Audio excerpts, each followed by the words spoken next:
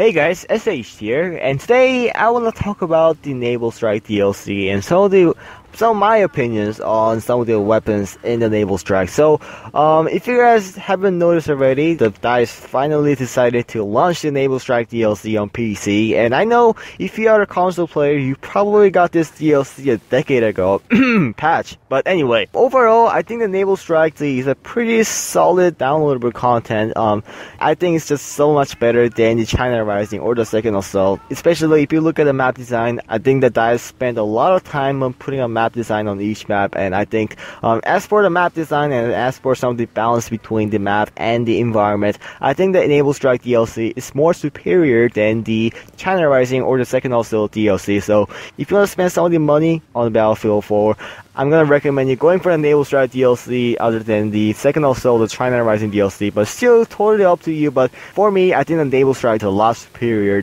than the previous two DLC that were launched so far.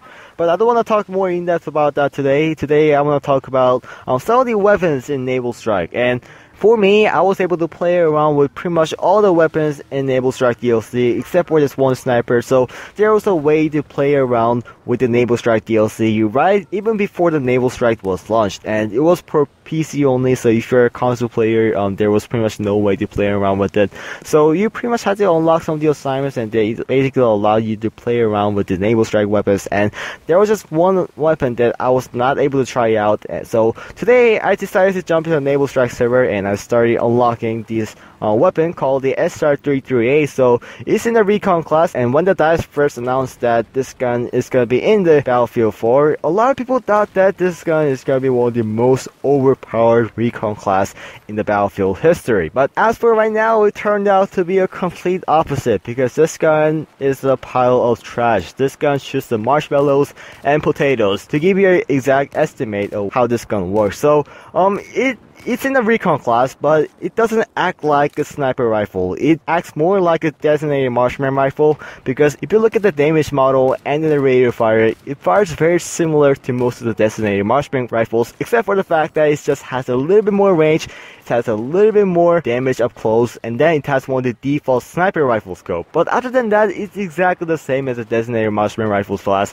and actually it's worse than the designated marksman rifle. So this gun has a rounds per minute of 150 rounds per minute, and if you compare that to the rest of the sniper rifles in this game, of course 150 rounds per minute is considered as extremely fast in terms of the recon class. But if you compare that rate of fire to the designated marksman rifle class, which has a very similar range model, and all the designated marksman rifle has the potential to kill a guy in 3 shots at pretty much any range, and this gun is also capable of dropping an enemy down in 3 shots at pretty much any range. So there's a lot of similarities going on between the designated marksman rifle and the SR338. So I think that's one of the reasons why a lot of people hate this weapon so much, because this gun doesn't act like a true sniper rifle. Instead, it acts more like the designated marksman rifle class, except for the fact that it has a cool default 8x scope. But in my opinion, I do not know why the DICE decided to make this gun act like a designated marksman rifle, because what is the point of using an 8x sight if you have to get at least 2 headshots at a long range? That is just a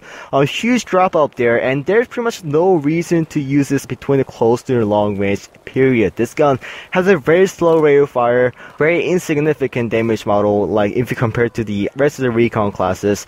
I just think that this gun is just really underpowered. So what I want to see from DICE, I really want to see some buffs. I don't want to see like a significant buffs where it's gonna make this gun extremely overpowered. I really don't want to see that, because if you make this gun overpowered, everyone's gonna start using this weapon over the other recon classes, and I really don't want to see that. I just want to see some of the little changes from this gun, like the rate of fire buff.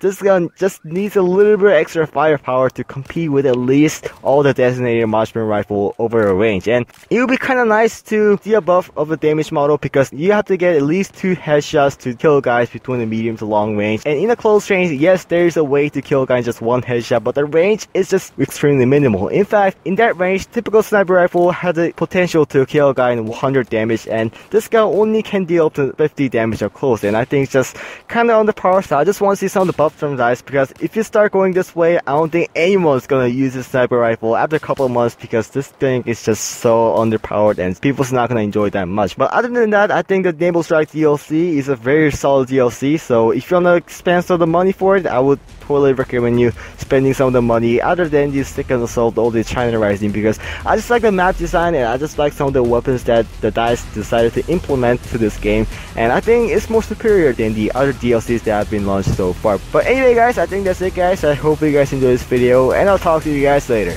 Peace!